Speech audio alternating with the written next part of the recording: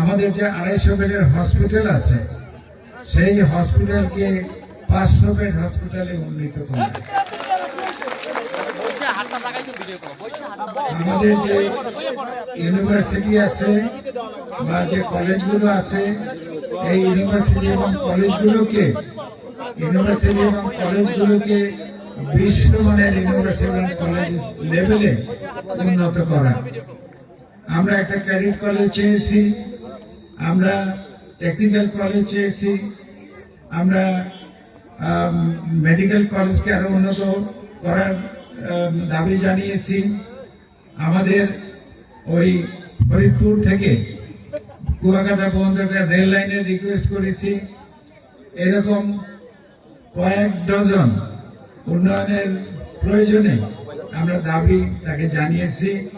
উনি বলেছেন যে আগামী 12 তারিখে আমাদের জাতীয় নির্বাচন, সেই নির্বাচনে যদি বিএনপি জয়লাভ করে তাহলে বিএনপি গভর্নমেন্ট ফর্ম করবে এবং গভর্নমেন্ট ফর্ম করার পরে ওই 31 দফার উন্নয়নের সূত্র ধরে আমাদের যা যা দাবি আছে পটুয়াখালীর সব দাবি উনি পূরণ করবেন বলে উনি আশ্বাস দিয়েছেন। তো এখন সব দাবি পূরণ করবেন সে আশ্বাস দিয়েছে। কিভাবে? যদি বিএনপি গভর্নমেন্ট ফর্ম করে, আর বিএনপি গভর্নমেন্ট ফর্ম করবে কিভাবে? যদি নির্বাচনে জেতে তাহলে দায়িত্ব কিন্তু উনি সম্পূর্ণ আমাদের উপরে দিয়েছে।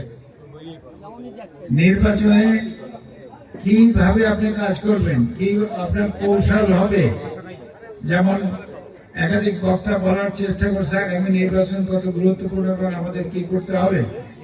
তো সেটা শুধু যে আমরা মাইকে বলেছি বা ভাষা বলেছি তা না, আপনাদেরকে এরপরে খুব সিরিয়াস ভাবে আপনাদেরকে ব্রিফিং দেওয়া হবে, ট্রেনিং দেওয়া হবে যে কিভাবে নির্বাচনটা আপনারা হ্যান্ডেল করবেন। কারণ আমরা শুনেছি কোন একটা রাজনৈতিক দল তারা নাকি 4 কোটি মাস্ক, এই মাস্ক পরে না এখানে কাপড়ের 4 কোটি মাস্কের অর্ডার দিয়েছে, কি যে তাদের নেতৃবৃন্দের মধ্যে এই মাস্কগুলো ডিস্ট্রিবিউট করবে এবং তারা যাতে জাল ভোট দিতে পারে। তো আমাদের যে বোনরা থাকবে হলের মধ্যে ভোট কেন্দ্রের ভিতরে, তাদের দায়িত্ব হবে এই মাস্ক খুলে সেই মুখ দেখা দরকার, ফটো তোলা, যাতে এরা দ্বিতীয়বার আসতে না পারে। তারপরে আরো অনেক ঢাকাতে যে গত মাসের 12 তারিখে একজন নিহত হয়েছে খুলনাতে, যশোরে, অর্থাৎ 4টা খুনের এয়ারফোর্স, বিডিআর, পুলিশ সবাই মিলে আমাদের এই কেন্দ্রগুলোকে 7 দিন থেকে তারা পাহারা দেবে। তা আমি মনে করি দেশি বিদেশি লোক এসে আমাদের সেন্টার পাহারা দেবে, আমরা কেন তাদের সঙ্গে থাকবো না? আমরাও তাদের সঙ্গে থাকবো। আপনারা কি বলেন? তো ভাইরা আমার, সময় একেবারেই কম, অনেক কথা এর মধ্যে আমি বললাম। তো যাই হোক, আপনারা আমাদের সঙ্গে যোগাযোগ রাখবেন, সুবিধা অসুবিধা হলে সঙ্গে সঙ্গে যোগাযোগ রাখবেন। আমরা ইলেকশন কমিশন বলেন, ডিসি বলেন, এসপি বলেন, যেখানে যার সঙ্গে যোগাযোগ রাখার আমরা রাখবো। আর একটা কথা বলে দেই,